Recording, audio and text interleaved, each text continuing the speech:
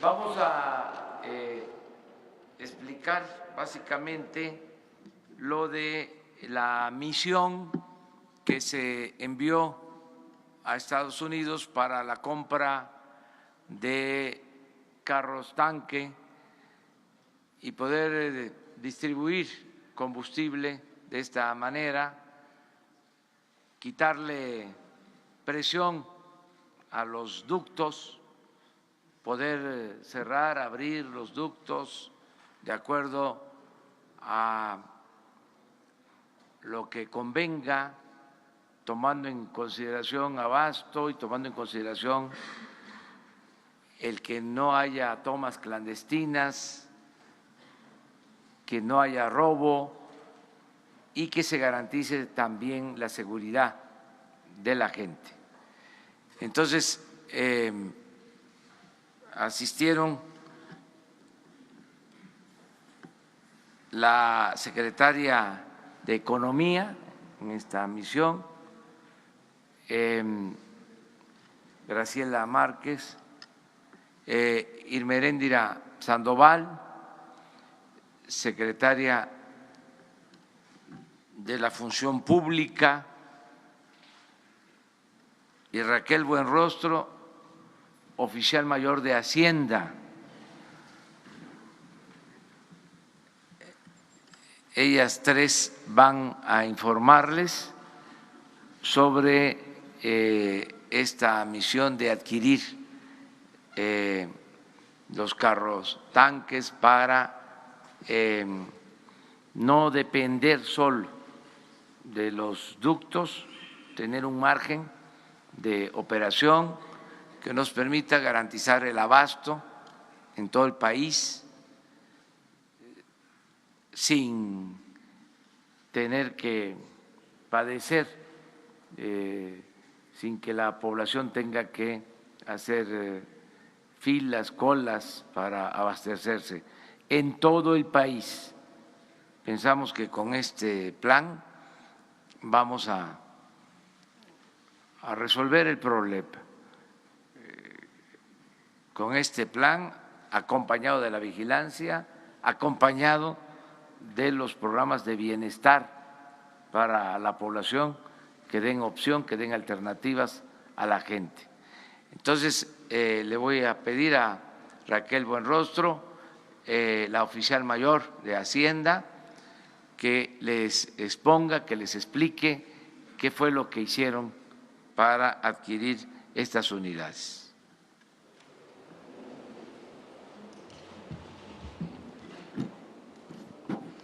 Gracias, presidente. Buenos días a todos.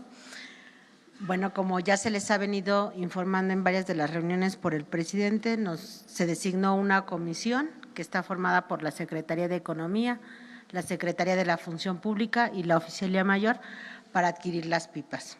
Ante la urgencia y necesidad que teníamos como gobierno de atender el problema de abasto de combustibles, eso justifica plenamente una adjudicación directa. Sin embargo, la decisión que se tomó fue hacer un proceso más competitivo, que se tradujo en dos acciones muy importantes. Nos pusimos en contacto con la Asociación Nacional de Productores de Autobuses y Tractocamiones Nacionales, pero también con la Asociación de Fabricantes de Autotanques de Estados Unidos. Además, se invitó vía remota a la participación de empresas de otros países. Por eso se decidió que la reunión fuera en Nueva York para que tuviéramos un poder de convocatoria más amplio. De ese proceso obtuvimos la determinación de ofertas que se pujaron en dos sesiones. Por lo tanto, obtuvimos ahorros significativos y más competitivos. El resultado final, cabe mencionar que fuimos acompañados también por personal técnico de Pemex y también por personal de III Servicios, que es una empresa filial de Pemex, a fin de que ellos nos ayudaran con toda la determinación de todos los requerimientos técnicos y a evaluar técnicamente las ofertas. Del proceso que se concluyó el día de ayer, llevamos un avance de una celebración de memorandos de entendimiento de 671 autotanques, equivalentes a 140,000 barriles diarios, por un monto de 92 millones de dólares americanos. Los primeros autotanques, la siguiente, por favor. La siguiente, por favor. Los primeros autotanques llegarán el 1 de febrero, son 50, el 8 de febrero otros 50 y progresivamente el resto de los autotanques. En el cuadro se puede observar cómo vamos a estar abasteciendo los 671 autotanques desde la siguiente semana hasta el 29 de marzo. Eso es todo. Bueno, como comenzamos un poco tarde porque se prolongó la reunión de seguridad, ya abrimos la sesión de preguntas y respuestas. A ver, atrás, pues.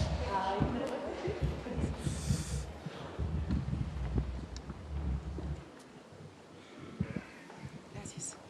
Buenos días, Nayeli Roldán, de Animal Político. Presidente, preguntarle, ayer le habíamos comentado esta situación de los 3 funcionarios de Pemex que están involucrados en la estafa maestra. Primero, preguntarle si había podido revisar el caso. Sí, lo revisé y en efecto, tienen ustedes razón, hay 3 funcionarios que sin declararlos culpables estuvieron involucrados de una o de otra manera en este proceso, la llamada estafa maestra.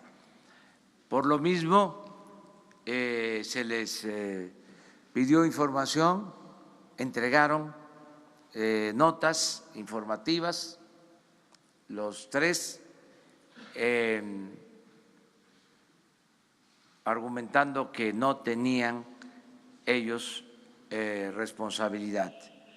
Sin embargo, le hemos pedido a la secretaria de la Función Pública, Irma Herendia Sandoval, que nos presente un dictamen a más tardar en una semana para tener todos los elementos, no cometer una injusticia, pero al mismo tiempo no permitir impunidad y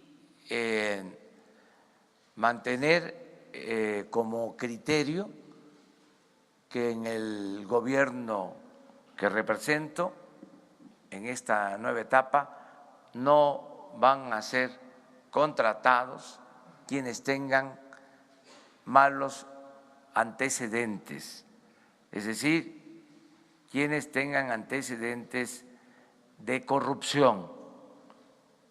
No vamos a contratar a nadie que haya participado en actos de corrupción o haya omitido denunciar actos de corrupción.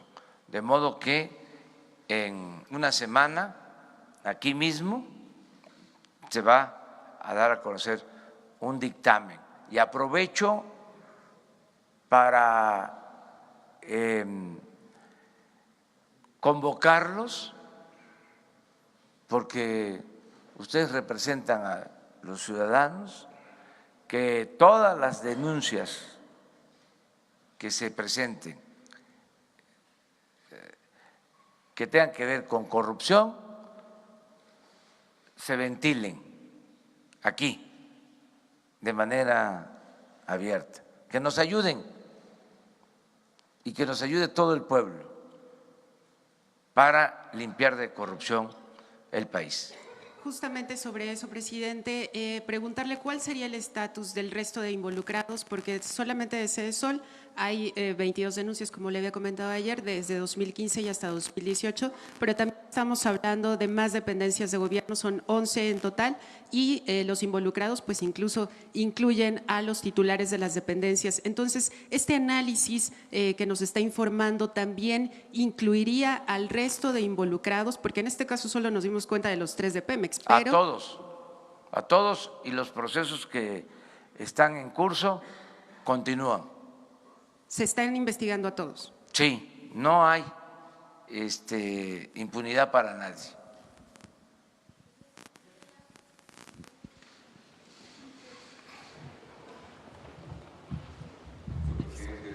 El micrófono. Luis Flores, de Noticias El Agro del Estado de Guerrero. Queremos saber sobre el Plan Nacional de Desarrollo, cómo va el avance, tienen hasta fines de abril para presentar, ese es uno.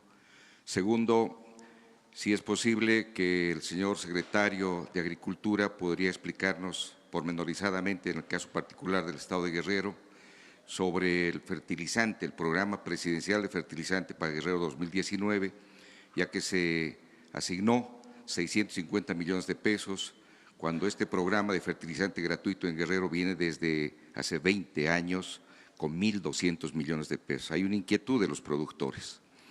Y también la otra es si es posible que en el ejemplo que usted está dando de dar conferencias todos los días de lunes a viernes, por lo menos una vez a la semana pudieran los señores delegados federales pudiera dar también un informe sobre qué está haciendo o cuáles son los programas y proyectos que tiene el gobierno federal en cada una de las entidades. Esta expresión no es única, somos varios reporteros en diferentes entidades que coincidimos con esta petición. Eso es cuanto. Gracias. Muy bien. Mire, acerca de los fertilizantes, el estimado que tenemos es de 600 millones de pesos. Esto es lo que, según los técnicos, se necesita, que con eso cubrimos el compromiso de que se entreguen los fertilizantes de manera gratuita a todos los productores del estado de Guerrero. En caso de que no alcanzara, hay recursos adicionales, pero pensamos que con lo autorizado va a resolverse la demanda. Vamos a cuidar mucho para que se aplique bien el fertilizante, porque hay también en esto corrupción. Se entrega el fertilizante, a veces aparentemente, nada más se firma de que se recibió y no se surte y se vende. Eso es una práctica que vamos a eliminar por completo, pero tenemos que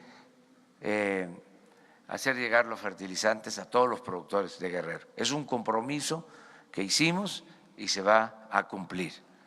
Acerca de la información de los coordinadores, ellos pueden hacer lo propio. Les comento que así como nosotros nos reunimos todas las mañanas, así hay reuniones en todos los estados de las dependencias, sobre todo de los representantes de las secretarías encargadas de la seguridad pública. Se están reuniendo todos los días en los estados. Ellos nos están mandando información diaria de lo que está pasando en el país, pero tomamos en cuenta su propuesta. ¿Hiciste otra pregunta? Plan nacional. Es muy importante esa pregunta sobre el Plan Nacional de Desarrollo. Se va a presentar en el tiempo que establece la ley y se van a dar a conocer cuáles son las estrategias básicas para que logremos el crecimiento con justicia, el progreso con justicia en el país. ¿Qué significa esto? Que podamos crecer económicamente y al mismo tiempo que haya bienestar. Queremos crecimiento, pero también queremos desarrollo, no solo aumentar la tasa de crecimiento anual, que sea más del 2%, como ha sido en 30 años, en promedio 2%.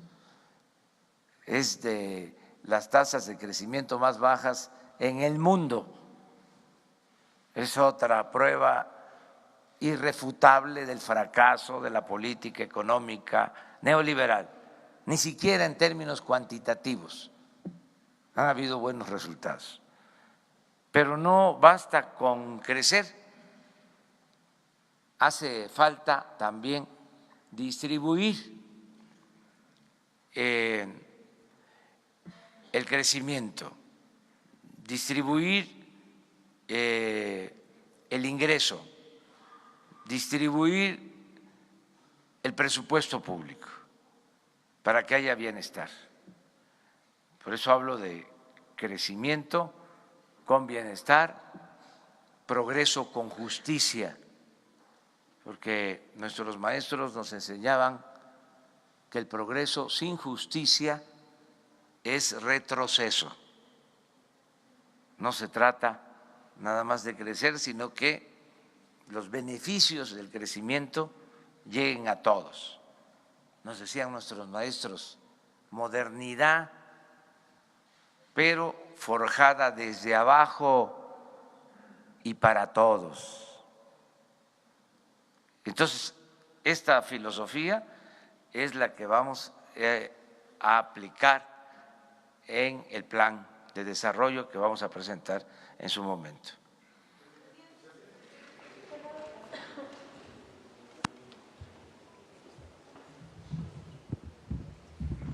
Buenos días, presidente. Vicente Serrano, de Sin Censura, desde Chicago. Dos cosas.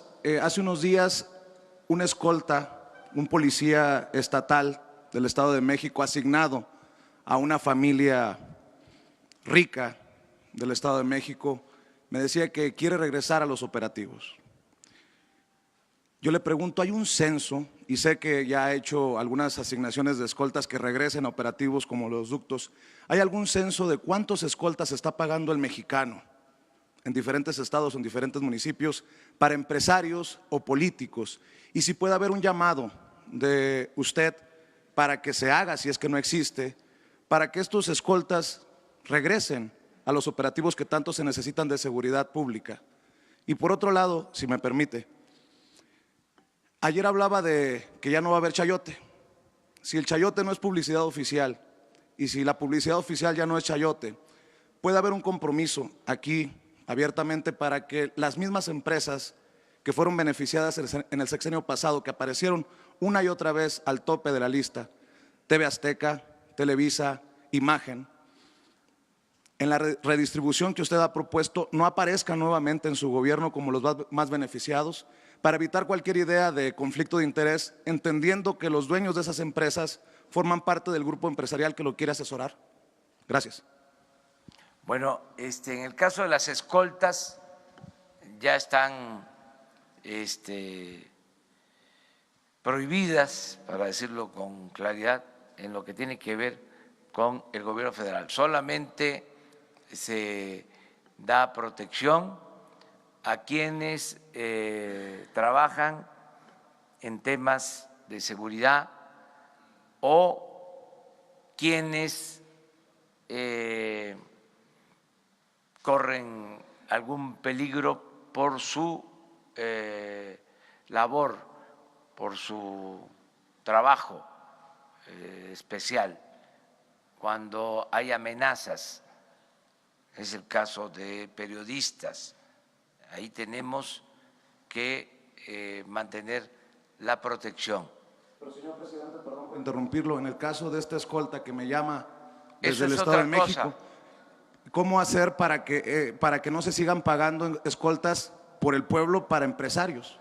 Eso en el caso del gobierno federal ya no existe, pero puede ser que se conserven en el caso de los gobiernos estatales, de los gobiernos municipales. ¿Qué puedo yo hacer? Un llamado a las autoridades locales de manera respetuosa para que no se utilicen policías, para que no se utilicen elementos de seguridad en la protección de hombres de negocios o políticos o de cualquier otra índole. Un llamado acerca de la distribución de los fondos para la publicidad, van a ser transparentes, se están definiendo criterios que ustedes van a conocer, que se van a dar a conocer públicamente, se van a transparentar los recursos destinados a la publicidad gubernamental. Eso es lo que puedo comentarles. También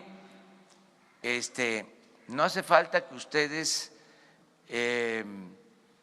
me den nombres de autoridades, que ustedes lo hagan aquí por represalias que puedan haber. Ustedes me entregan a mí la información y yo con mucho cuidado la doy a conocer aquí. Yo recibí esta información, que se verifique que en el gobierno del Estado de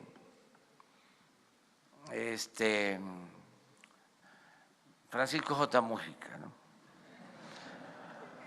que admiro tanto al general Mújica, o en la presidencia municipal, ¿no? Está pasando esto del Estado Francisco J. Mújica, yo doy a conocer aquí, ¿sí?, todo. Esto va a ayudar mucho.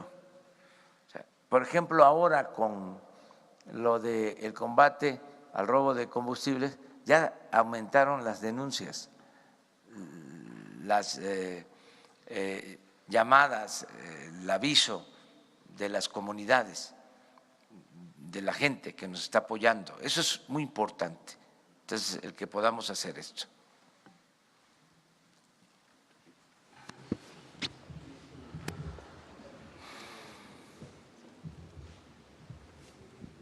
Buenos días, señor presidente. Su servidor Carlos Pozos, de Líderes Mexicanos y Petróleo y Energía. Son dos preguntas. La primera pregunta es, y le pediría de lo que usted dice, que se haga una auditoría, una investigación a PMI Internacional. Va a encontrar muchas cosas. Pemex, el huachicol, apenas es la punta del iceberg.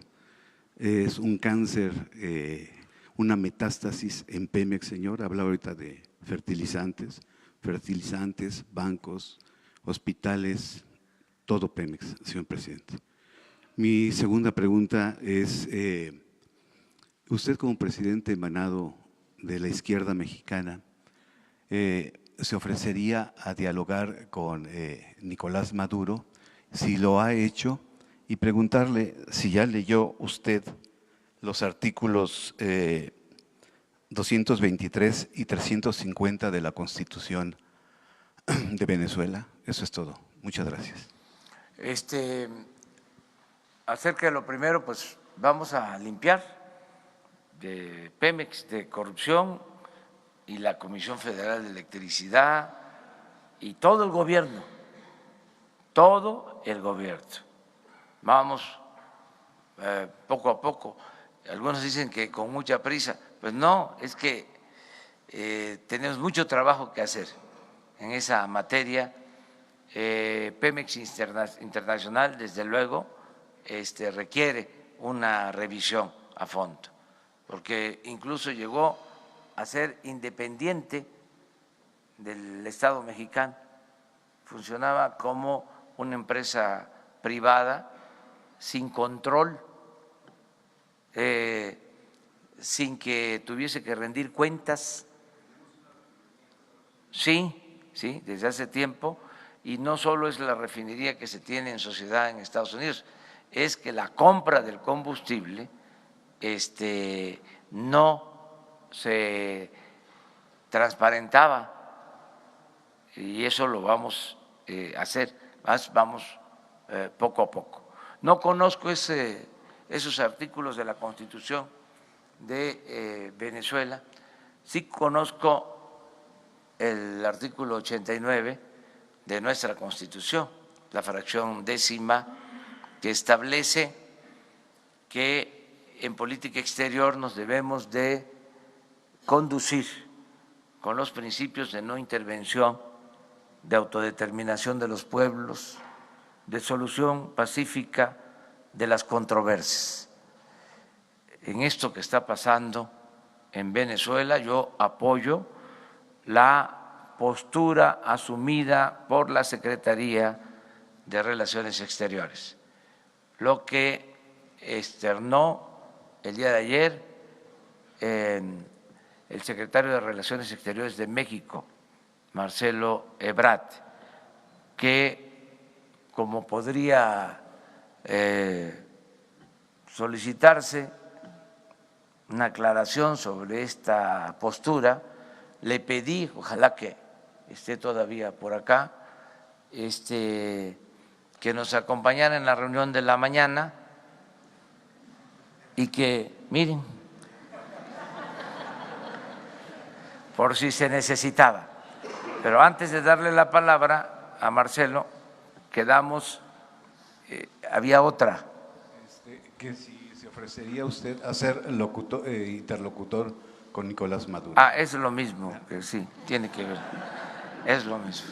Se lo dejamos aquí a Marcelo.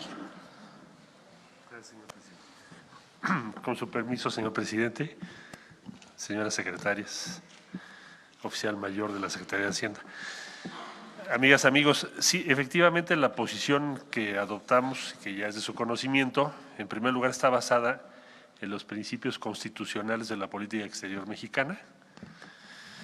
Artículo 89, México no va a acompañar el desconocimiento, que por cierto lo que pasó ayer es algo que tiene muy pocos precedentes en cuanto a que se desconozca al gobierno de un país y se reconozca a otra autoridad al mismo tiempo de esa forma.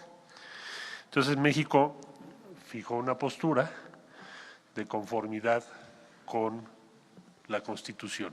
Nosotros no vamos a acompañar ninguna acción de esa naturaleza.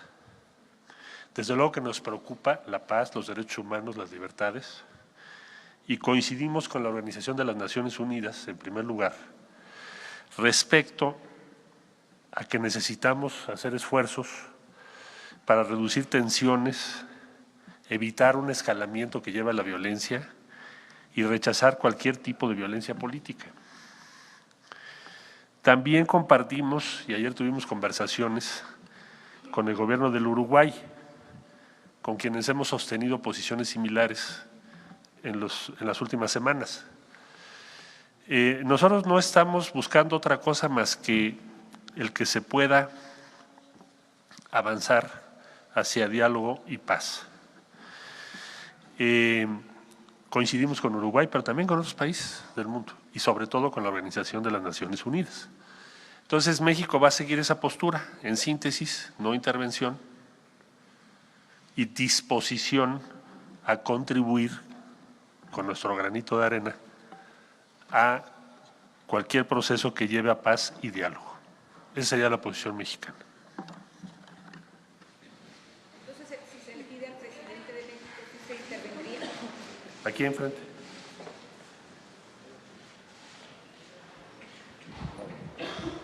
Sí, Juan Pablo Espineto de Bloomberg News. Respecto a ese punto, justamente, en el comunicado de ayer, la Secretaría dice que está en sintonía con varios organismos, incluyendo a la Unión Europea. Sin embargo, la Unión Europea fue bastante más explícito en el comunicado de ayer. Ellos piden elecciones libres y creíbles en Venezuela. Preguntarle entonces si ustedes están de acuerdo con ese punto. Y en respecto al llamado al diálogo, ¿cómo se dialoga con alguien que es un dictador, que no ha querido dialogar en las ocasiones anteriores? Bueno, yo le diría que vamos a tener diálogos en estos días con varios países de la Unión Europea, pero el punto esencial es que buscaríamos varios países del mundo, o coincidimos, para empezar la Organización de Naciones Unidas, que nos representa a todos, coincidimos en que cualquier paso que pueda llevar a diálogo y finalmente paz es algo que vale la pena. Hoy sería muy rápido, muy pronto, para poderle yo dar a usted detalles de las posiciones de toda la Unión Europea. Por cierto, estaban ayer recabando información también, igual que nosotros. Entonces estaremos informando los próximos días qué evolución tiene, pero por lo pronto la disposición mexicana es esa. Por favor. Pedido de elecciones. Vamos a ver, no sé todavía en qué consiste lo que ellos están pensando. Lo voy a consultar con ellos. Nadia Sanders de México.com. Preguntarle, canciller, el personal diplomático mexicano en el país, en Venezuela, ¿qué acciones están tomando? ¿Cuántos mexicanos hay en Venezuela? Si hay alguna situación de riesgo en el país. ¿Y cuántas horas o días define usted que serán definitorias en el destino en el país, la situación en este país? Mire, México tiene, como usted sabe, un encargado de negocios, ya tiene tiempo así. Fue una disposición que se tomó en el gobierno anterior. Entonces tenemos nuestra representación diplomática abierta, funcionando para atender a todas y a todos los mexicanos que lo necesiten, así como para representar a México en ese país. Respecto a la segunda pregunta, bueno, es muy difícil saberlo, porque entraríamos ya en una especulación política. Lo que importa hoy por hoy es buscar, como lo señaló el secretario general de las Naciones Unidas, que se evite un enfrentamiento y violencia política, y ojalá que pueda haber diálogo. Ahora, eso no depende de México, claro. Por favor. ¿Qué tal, secretario? Carolina Altolaguirre, de Noticieros Televisa. Preguntarle, en tanto se resuelve esta situación en Venezuela, en este momento, ¿México reconoce a Nicolás Maduro como el presidente? Sería la pregunta, ¿sí o no? Nosotros tenemos relaciones diplomáticas con Venezuela y tiene un gobierno constituido y no vamos en este momento a proceder a romper relaciones o desconocer a ese gobierno. Por allá, por favor. Buenos días, canciller. Cihuatl Zúñiga, de Grupo ASIR. Me gustaría saber si México está en la intención, podría y querría ser como una especie de sede para pláticas por la paz en este tema de Venezuela. Bueno, no nos lo han solicitado, reaccionaríamos en función de ya algún planteamiento específico, por hoy no existe. Pero podría ser, México tiene lo la ha facultad. sido tradicionalmente, es un país que siempre ha sido considerado como un punto en donde se pueden llevar a cabo conversaciones, pero hoy por hoy no existe ese planteamiento todavía.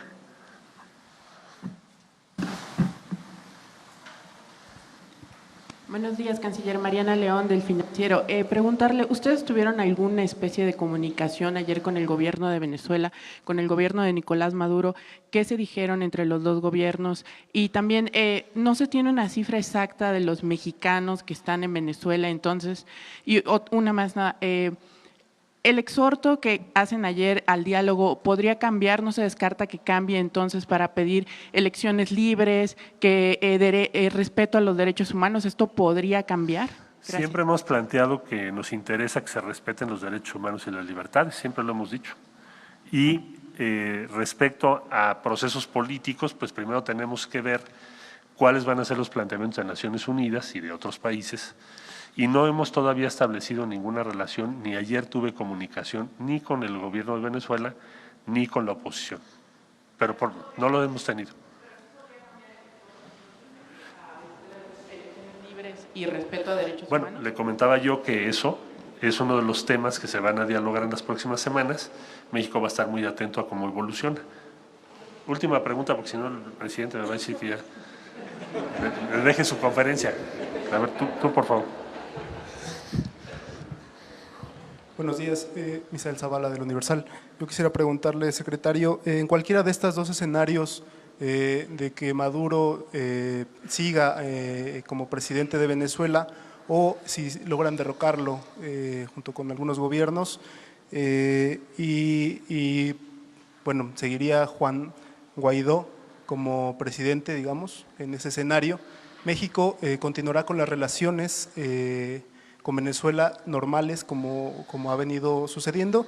Y también para el presidente, no sé si me pueda contestar una pregunta. La Secretaría de Energía tiene abierta una investigación por la adjudicación de 3 empresas, a contratos a 3 empresas de las plantas de hidrógeno de las refinerías de Tula, Cadereyta y Madero.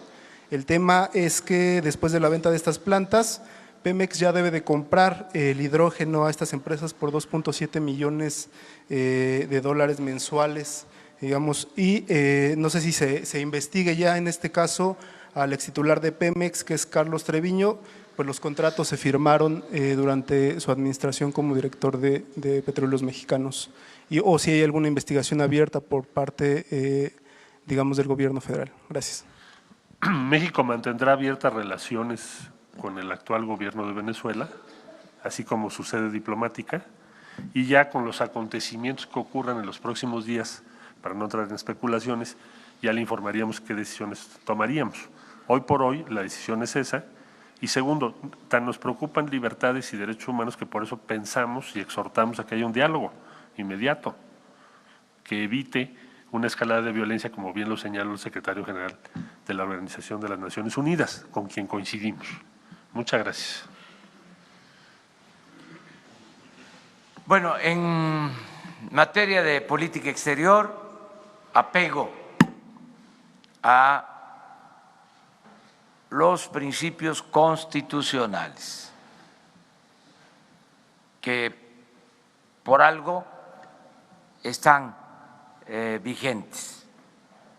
Es parte de la historia de la diplomacia mexicana, que siempre ha sido ejemplar, reconocida mundialmente, la diplomacia de México en momentos difíciles. Para no equivocarnos, lo mejor es ceñirnos a lo que establece la Constitución y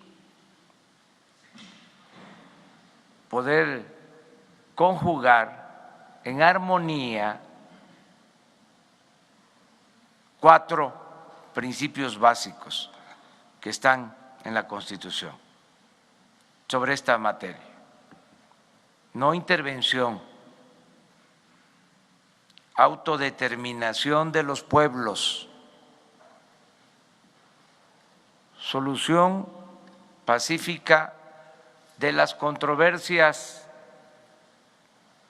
y respeto a los derechos humanos. De la conjunción de estos principios se desprende la actitud del nuevo gobierno de México en este tema y en otros. No es que estemos a favor o en contra,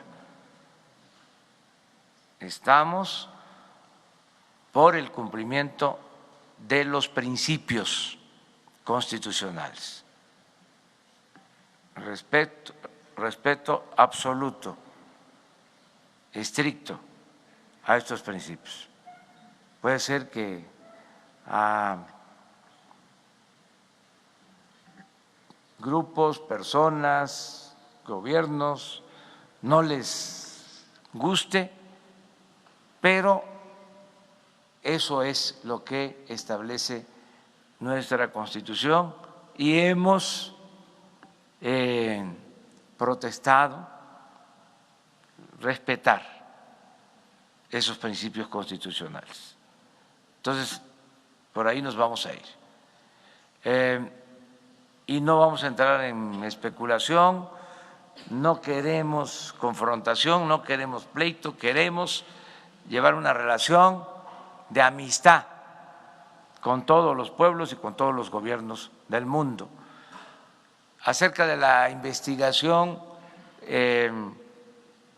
por estas plantas, vamos a solicitar toda la información a la Secretaría de Energía y les vamos a dar a conocer en qué situación se encuentra esta compra, esta adquisición, este contrato.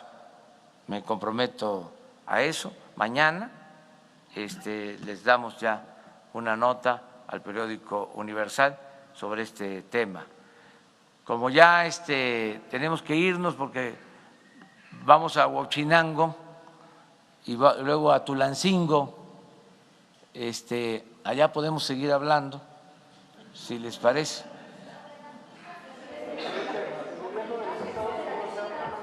Sobre las pipas, sí.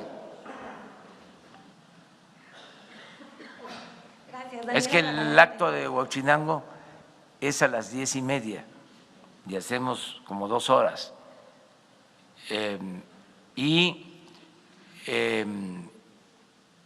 Como a las 2 es el de Tulancingo, porque en la tarde, noche, se instala el Consejo Nacional de Seguridad. Tenemos aquí una reunión con gobernadores y con funcionarios que tienen que ver con la seguridad pública. Sí, muchas gracias, presidente. Daniela Barragán. Sin embargo, algunas organizaciones civiles vieron con preocupación que se compraran las pipas sin licitar. Y pues bueno, una de las empresas proveedoras de los autotanques viene desde tiempos de Fox sin pasar por una licitación. Ahora con la emergencia lo vuelve a hacer.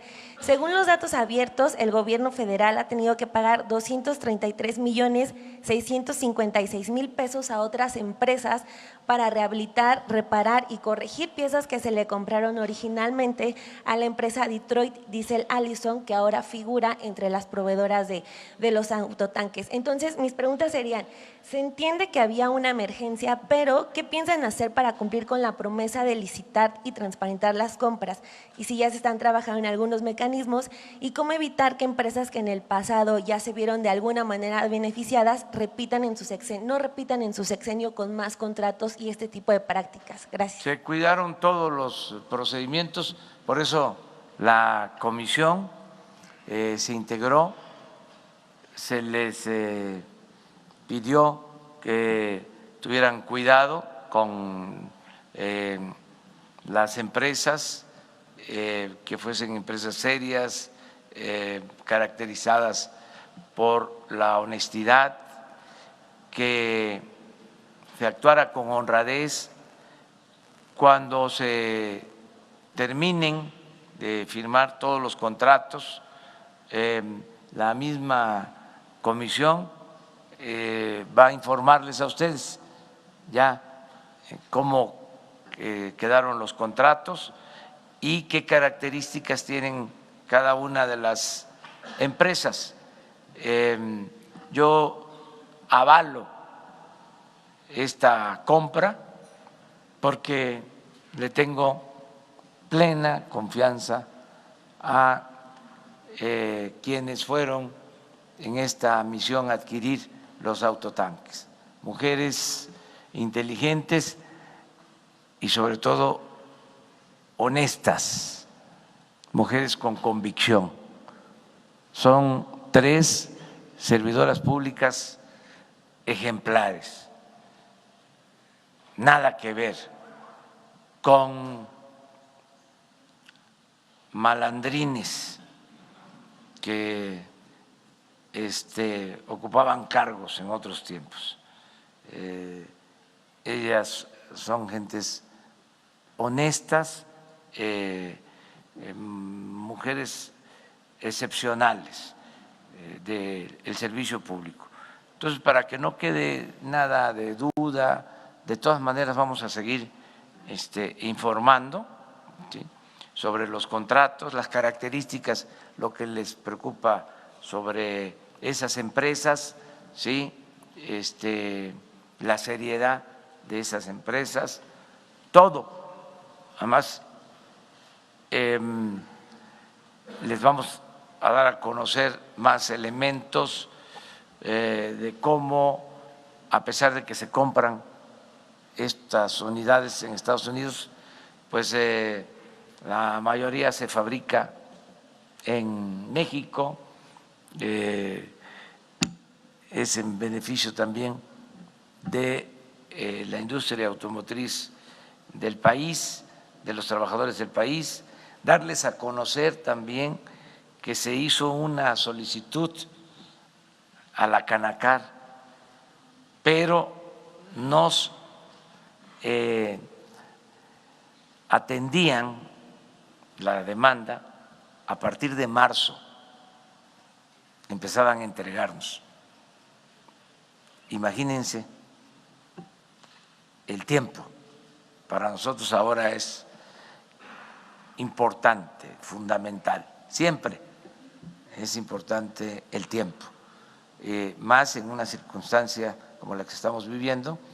Ya tenemos, por otro lado, 700 operadores contratados que pasaron exámenes, o sea, ya tenemos a los operadores para que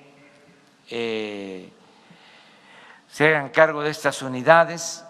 En fin, ya vamos a atender el problema. Son 140,000 barriles, pero en un viaje, y podemos utilizar unidades para 2 viajes, lo cual nos permitiría ya tener los 200,000 barriles, pero queremos seguir avanzando para tener con solo un viaje los 200,000 barriles, que también eso es importante.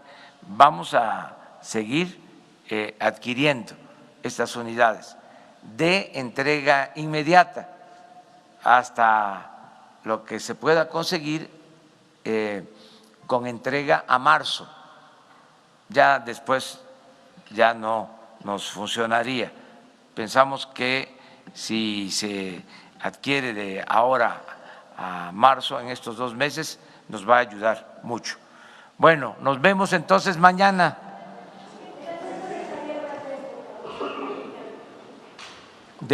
Buenos días, Rocío Méndez de Noticias MBS.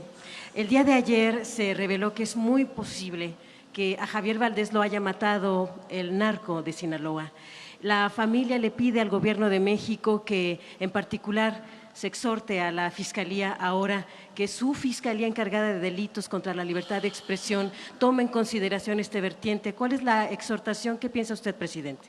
Pues le vamos a pedir a la Secretaría de Gobernación, Alejandro Encinas, que nos presente un informe y mañana hablamos de este tema de Javier, el asesinato de Javier, ¿sí? Y la investigación y la búsqueda de responsables y castigar a autores materiales e intelectuales de este crimen, a este periodista de Sinaloa. Gracias.